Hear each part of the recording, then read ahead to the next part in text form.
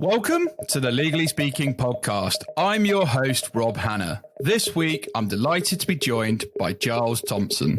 Giles is the head of growth at Avvoka, fronting the company's revenue growth strategy to create bespoke document automation solutions for clients. Giles has previous experience as a city lawyer at both Herbert, Smith, Freehills and Kirkland and Ellis. Equally, he has in-house experience working for BP's technology, media and telecommunications team and worked in the regulatory division of Pax Lab in San Francisco.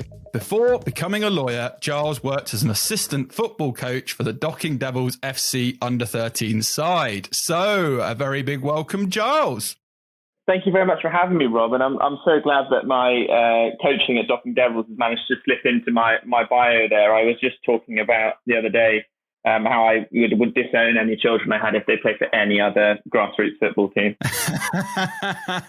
Well, I'm a little bit down in the dumps at the moment because I'm a Liverpool FC fan and it's not looking like it's going to be our year. So we're going to move swiftly on. And before we go through all your amazing achievements and legal experiences to date, we do have our customary opening question on the Legally Speaking podcast, which is on the scale of 1 to 10, 10 being very real. How real would you rate the hit series Suits in terms of its reality?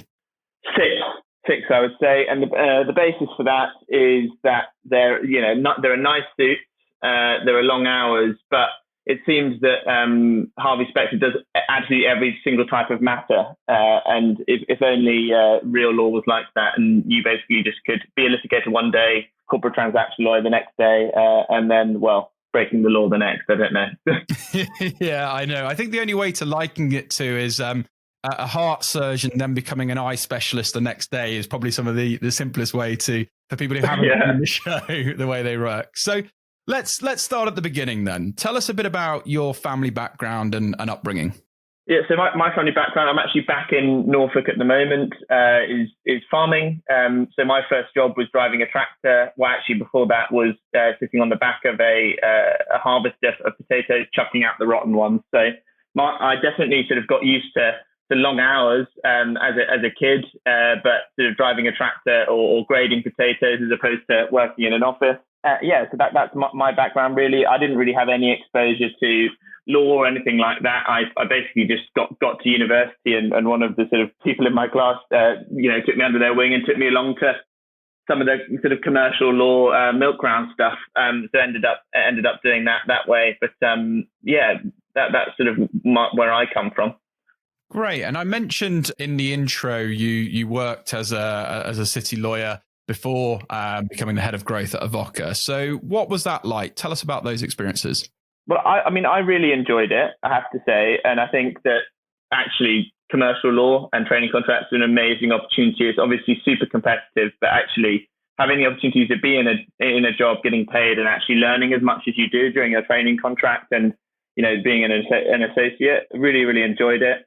One of the things I most enjoyed was actually I ended up doing quite a lot of tech-focused work, both contentious and non-contentious, and actually some cybersecurity-related stuff. And I really enjoyed speaking to people who really knew their stuff about cutting-edge technology.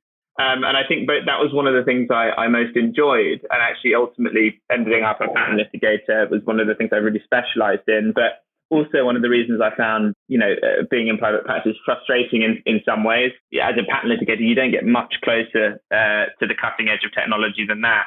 But actually, it just makes me want to be on the tech side and developing some new stuff myself. Brilliant. Okay. Well, it certainly had a lot of interesting experiences, and I can assume that's only helped you in your current role. But for those less familiar with Avvoka, what exactly is it? Well, very valid question. What we do is we're document automation, and document automation has been around since the 80s or 90s, but we basically see it differently. So essentially document automation is taking a standard form precedent or contract or even just a regular document or form, and then designating the parts of that document which need to be made bespoke or custom each time a new version of it is drafted by a lawyer or a regular business person. And then once you've done that, it generates a questionnaire or a survey, which the end user will answer in order to generate their custom or bespoke document. Now, that sort of methodology has been around for a while. However, it's actually setting up the document for automation and doing that designation of the custom or bespoke information has been quite laborious. And so we've taken a really, hopefully, straightforward approach to it, whereby anybody with less than an hour's training can go into a document and start automating it themselves. And the software is very consumer friendly and intuitive. And also, what we also believe quite strongly is that there is more to document automation than just filling out the questionnaire and spitting out your first draft. Actually, we think that document automation should continue right the way through a negotiation. So if you've sent off your first draft to the other side and they said, hey, that confidentiality term is far too uneven, we want that to be a mutual confidentiality term or something, being able to go back and, once you receive the term back, go to your questionnaire, re-answer and say, actually, yep, the confidentiality terms throughout this agreement should be what we've just agreed. And then all of those changes throughout the document being autonomously made. So being able to sort of re-automate your document as you go so that you don't have to make 50 amendments based on one comment from the other side. But yeah, that's it in a nutshell, Rob. Yeah, and you've very much outlined that very simply, but I know it's a lot of hard work and very complex in terms of getting it to the level that you're at the moment. But just sticking with yourself and your journey, if we can, because you did have a very successful, city legal career. So for you, how and why did you make that transition to Avvoka? Because I talk a lot about people maybe taking risks and other routes you can take. So I think that'll be really helpful for our listeners to talk us through your process and how you did it. I guess the first thing I'll do is just be a little bit tongue-in-cheek in my response and say that I feel quite strongly, and I think this is something which is pretty common among people who are more entrepreneurial on the scale. I actually viewed staying in private practice and missing an opportunity like the one available to me at Avvoka as the real risk. Because ultimately, I think that we're going to be a hugely successful company, beyond where we already are. But, I felt like the real risk was spending 2 or 3 years and missing the opportunity. And then that was sort of a guaranteed risk that I would take. But actually, if I never tried it, I'd always know that there was a possibility I potentially missed. I think, answering your question more head on, I think there's actually a real inflection point at the moment in legal tech, and actually also in just the practice of law more generally. I think it's sometimes unhelpful to think of technologies like Avvoka as legal tech, when actually we help anybody who needs to use a contract or a document, and draft it to get stuff done. I actually quit and moved during the lockdown, and I just felt like we were at this inflection point where this pace of change, people's openness to collaboration, and people's, frankly, awareness that any of the admin that they were doing on contracts and documents was preventing them from finishing earlier in the day and spending time with their children. Obviously, notwithstanding the fact a lot of people are spending more time with their children than they ever hope to now. But you get the point. I felt like it was going to draw into sharp focus the benefits of something like Avvoka. And actually, when I was in practice, I saw that there were a lot of document automation products out there, which frankly just took a bit too much work to get going. So I saw the products and I thought, actually, this has a chance of being adopted both by private practice law firms and corporates. And now's the time if I'm ever going to do it. And I'm very thankful to David and Elliot who hired me, because head of growth, I wear lots of hats, and it's a really invigorating role. And I'm certainly using and developing skills I didn't really have when I was in private practice. So that's all been really exciting. Yeah, and I must say, you're a very progressive business, and I'm loving everything that you're doing. So, and I think that ties nicely to the slogan of next generation of document automation. So tell us more about that. I know you gave a good outline before, but go into a little bit more detail, particularly around that slogan and maybe some of the challenges that you face and how you sort of overcome them, because I can appreciate it's not straightforward. Yeah, and without name checking the incumbent document automation solutions that exist in the market, and I think a lot of people know who they are. First thing I would say is, and it might become a surprise to some people, but there are competitors, but I have a huge deal of respect for what they've achieved and actually the work that they've done for us. When I go to private practice law firms, I do not need to explain what document automation is and what some of the fundamental benefits are. All credit to our legacy competitors.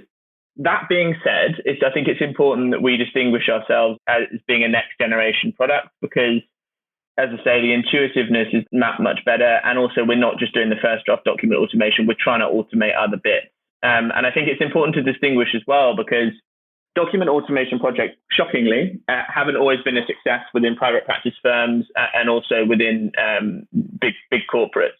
And that's because, where you have a product which does require a bit more training and honestly, a lot of it was down to the tech limitations at the time. It was intuitive as it possibly could be at that point. Where it's a little bit harder to get adoption, sometimes the projects fail. So we're basically trying to distinguish ourselves from a lot of those legacy tools and to make clear that actually the approach we're taking is quite different, really. We're almost designing for a consumer audience rather than a B2B audience. And we're hoping that, anybody can pick up the tool.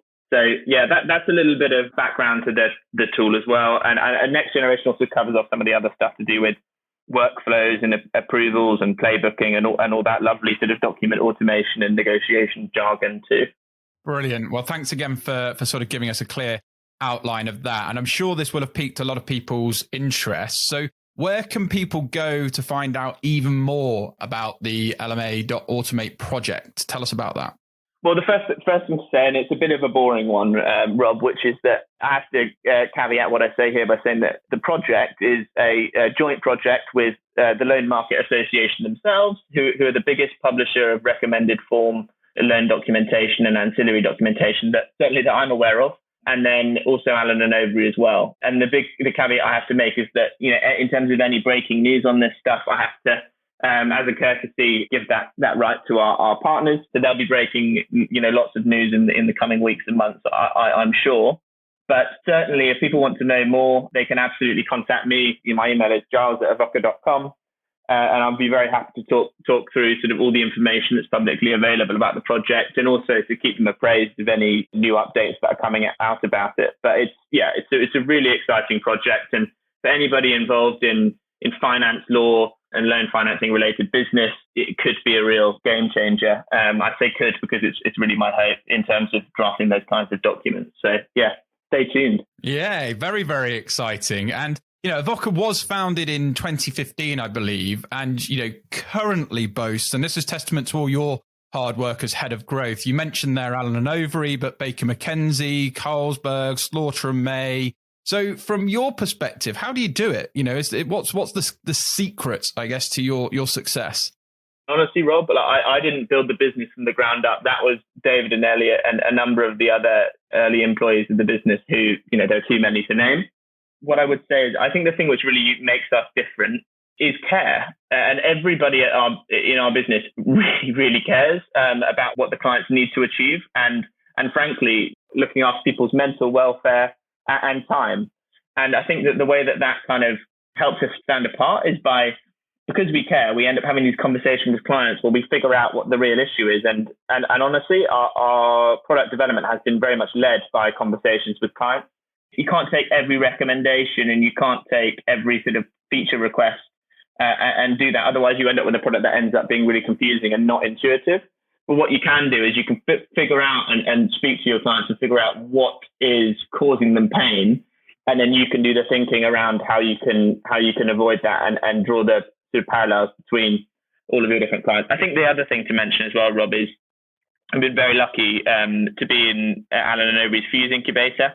And that's been really, really helpful as well. And we have a number of great clients, but they've been a particularly good client for us in terms of collaborating and having, in the early days, having a lot of patience with our product as we brought it up to spec. And now I'd like to think that Allen & Overy are really, as well as our other clients, are really benefiting from having that patience initially with us now that we're sort of a fully fledged and frankly leading tool.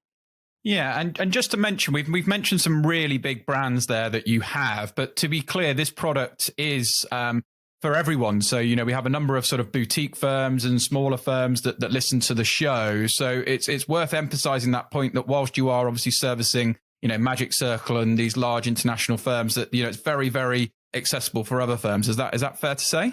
Yeah, and I think this is the point that I'm still trying to address, Rob, and it would be interesting to have a chat about it, because on the one side, when you're trying to work with corporates, you need to have the big corporate names and frankly the clients that we're really, really proud of having on the website. But also, I've certainly had feedback from smaller firms, both law firms, but also smaller businesses, that frankly it just makes us look a bit inaccessible. And it's hard because you want to look slick and you want to look like you're the business, and having people like HSBC as well on your website proves that you're all there from a security perspective and things like that too, which is really important.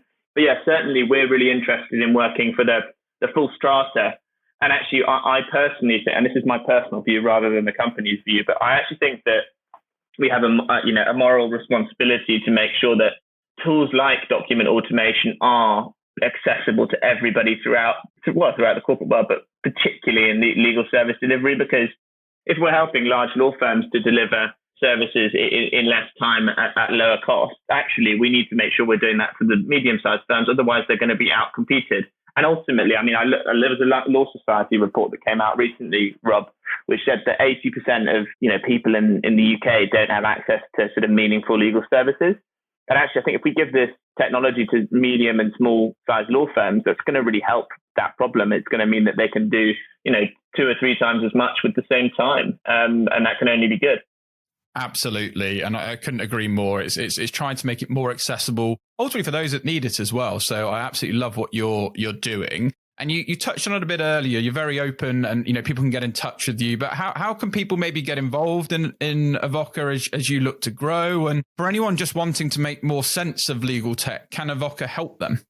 Yeah, so there's a few things. And I think one thing I will mention as well is if anybody is listening to this and they work for a non-profit or a charity, one of the things and this is very much the first I've mentioned about it publicly, I'm actually thinking very much that we should be doing more in that space. So if you would like to get in touch, we might be able to help on a pro bono or free basis. If that's of interest, I thought I'd just drop that in there. We certainly want to be helping people who are doing good and help them to do it more efficiently. In terms of getting involved, well, one thing that we're going to be doing is we're always looking for new hires and people who can bring talent to the business. And you don't necessarily have to fit into a certain box. The main thing is caring really about what we do. So yeah, please get in touch for that. Particularly interested in sort of marketing and design people over the next month or so. One quite cool initiative that we have, Rob, is actually the 2 things actually I'll mention. So the first is the Avvoka Lab, and that's a bit more niche. And that's actually a scheme that we're using to get people who are either quite techie or potentially very interested in providing feedback on document automation tools. And we actually get them to test our tool and unreleased versions of Avvoka. So yeah, please do visit the Avvoka website if you'd like to be part of that. The other thing that we do on an ongoing basis is we have the Avvoka Academy. And this is an initiative that's gone absolutely crazy this year, actually. We have something like 50 or 60 Avvoka Academies slated for the year. And what these are is essentially a session where we invite a bunch of people, host it on Zoom, and we actually open up the platform, give everybody an account on the platform, and get them to go and do some automation after some really brief instructions. And that's amazing. It really shows people, the obvious return on investment, and actually that it is as easy as we say it is. So yeah, if you want to get involved in any of those initiatives, or find out other ways, please get in touch, visit our website or email me.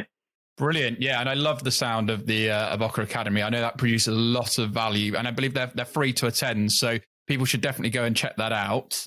And you recently, I believe, started Campus Ambassador Scheme, which covers 3 different countries. So can you tell us a bit more about the reason to take this sort of next step, and also whether any students who don't have campus ambassadors at their universities can get involved? Yeah, well, so the reason we did the Campus Ambassador Scheme is really inspired from my time in private practice, where a lot of the private practice firms would, have campus ambassadors who would organize events and things at universities. I think it's a great piece of work experience to put on the CV, and a good experience with sort of project management and things. But actually, one of the things that we really thought was there is a bit of a hole when it comes to legal tech. The commercial law is such a well-defined career path with so many, albeit competitive, but so many different work experience options. We just saw such a hole in that when it came to legal tech. So one of the really great things about the Campus Ambassador Scheme is we're doing an insight day. I was hoping to do it in person, but that's looking unlikely at the moment. But an insight day where we sort of provide career advice, CV review. Several people in the organization will sort of tell their stories through private practice and legal tech. And also we're going to do some mentoring as well. So that's a bit of a way for us to give back and actually train the next generation of legal techies. That would be really exciting. And the other thing as well is we don't see there being a huge commercial opportunity in doing academies for students. But what we do think is educating, increasing an awareness of document automation as really a necessary skill for lawyers can only be a good thing for us. But also it gives a lot of these, younger generally, but junior lawyers an opportunity to add value and to offer something different when they get into their training contracts. So that's just a nice way for us to give back and actually to train and make sure that we're getting the product right and taking all their feedback, which is really well received from us. Yeah, and I just love your approach. You're continuously learning, continuously open for feedback, continuously looking to help others, selflessly give back. So absolutely love everything that you're doing. And I guess there's a lot of the discussion at the moment, particularly when I'm delivering talks around the O-shaped lawyer. But do you think, and you've touched on it lightly there, do you think that future lawyers will need to be legal techies or not? I mean, it's a philosophical thought at a certain point, because I bore people with this example, but before, if you were a lawyer and you operated via email, you were probably considered like a really techie lawyer, and now that's become standard. And I remember when I was in practice, what I would do is when a transaction finished and I received the scans through from the other side, I would use a PDF editor, like an expert version, and just compile those PDFs. And a lot of the partners what they thought I would be doing would be waiting for the original document, scanning them back in, but scanning them back in order. They hadn't clocked that you could just, change order and compile documents on a PDF editor.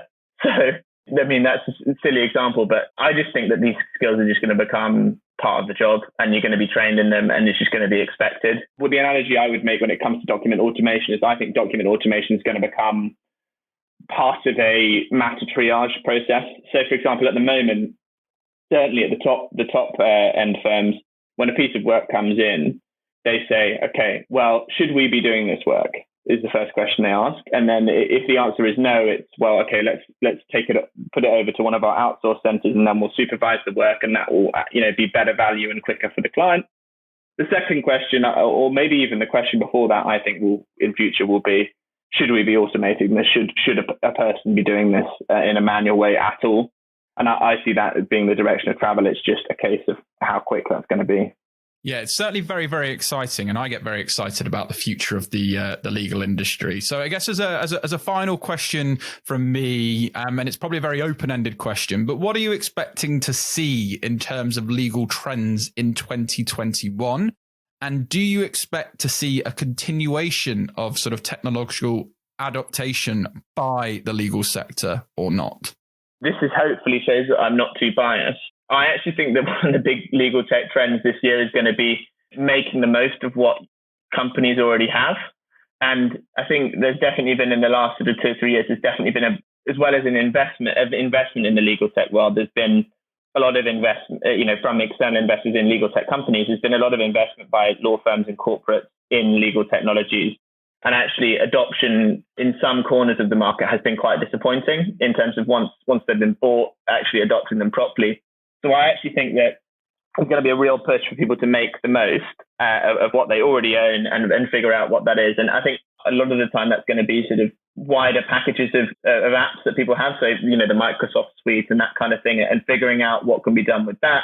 And I think what that means is firms like us, we're going to have to be really sharp when it comes to demonstrating the return on investment and why we're better than perhaps one or two of the sort of less dedicated or specialist tools that firms have in their arsenal. What I think also is it's going to mean that those companies who have really, really strong adoption plans and can articulate those plans for adoption and really do all that thinking and planning for their clients are going to really succeed. So I think that we will see a continuation of technological adoption, both of, actually probably primarily people's incumbent tools, but also there'll be some providers, and I hope we're one of them, who really do well to work collaboratively and help providers plan a seamless adoption program. And I think sometimes the issue is people go for adopting, for example, document automation, they want to automate every single one of their documents within 3 or 4 months. And it's just never going to happen if there's a large amount of documents.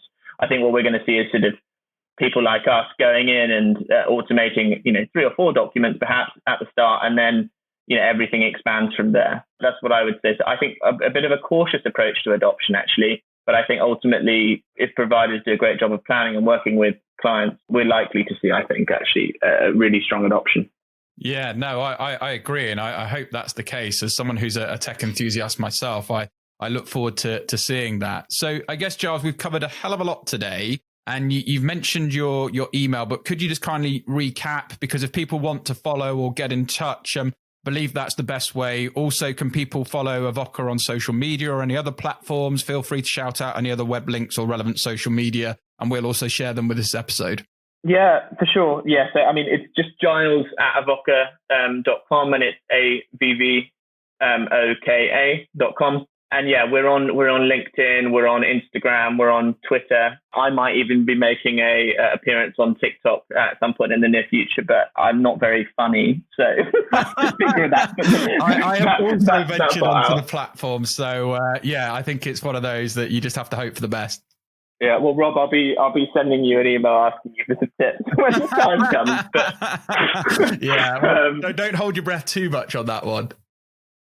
Okay. All right. Well, yeah, I mean, yeah, follow us on all of those. The team's worked really hard and they've had a real sort of boost and we're putting out some really interesting content at the moment. We also have a newsletter that's launched as well. So yeah, I mean, if you jump onto the avvoka.com website, there'll be plenty of routes to guide you down and so you can keep in touch with us. Brilliant. Well, it just leads me to say thanks an absolute million, Giles. It's been a real pleasure having you on the show and learning lots more about Avvoka that's clearly on a very exciting journey, very much a forward-thinking business. So I'm excited to see where you guys go in the future. So wishing you lots of continued success with the company and all your future pursuits. But for now, over and out. Thank you for listening to this episode of the Legally Speaking podcast. If you enjoyed the show and want to help support us, remember to leave us a rating and review on Apple iTunes. You can also support the show and gain exclusive benefits, bonus content, and much more by signing up to our Patreon page, which is www.patreon.com/Legally Speaking podcast. Thanks for listening.